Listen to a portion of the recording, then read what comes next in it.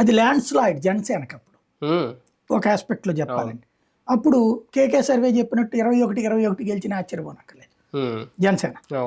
ఇప్పుడు వీళ్ళు కూడా 18 నుంచి 19 ఇచ్చారు జనసేనకి. ఎక్కువ గెలవచ్చు కూడా ఈ దఫా, ఎందుకంటే కాప్ సెగ్మెంట్లలో తెలుగుదేశం ఓటర్ కూడా ఖచ్చితంగా టర్న్ అయ్యారు.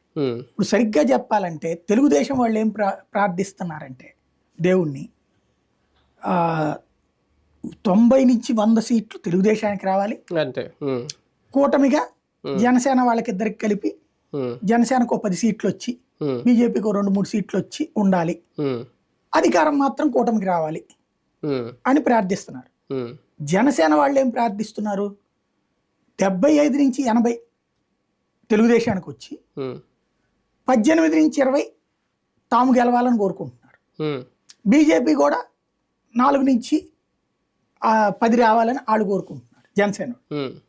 మరి భారతీయ జనతా పార్టీ వాళ్ళు ఏం ప్రార్థిస్తున్నారు, చంద్రబాబుకి 70 దగ్గర ఆగిపోయి ఈ 34 వీళ్ళు గెలవాలని కోరుకుంటారు.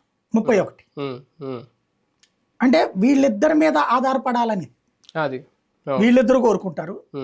వీళ్ళిద్దరి మీద ఆధారపడకూడనటువంటి ప్రభుత్వం తమకు కావాలని తెలుగుదేశం కోరుకుంటారు. నిజంగా టీడీపీకి డిపెండబుల్ సిచ్యువేషన్ అనేది వస్తే, ఒకవేళ ఇన్ కేస్ వస్తే ఎవరిది కీ రోల్ అవుతుంది? బీజేపీ జనసేన ఇద్దరు దాన్ని ఆ క్రెడిట్ తీసుకోవాలనుకుంటారా, లేదంటే జనసేనకు మాత్రమే ఆ క్రెడిట్ దక్కుద్దా? అది తర్వాత నాయకులు మాట్లాడే దాన్ని బట్టి ఉంటది. ఒక ఆస్పెక్ట్ అంటే వచ్చిన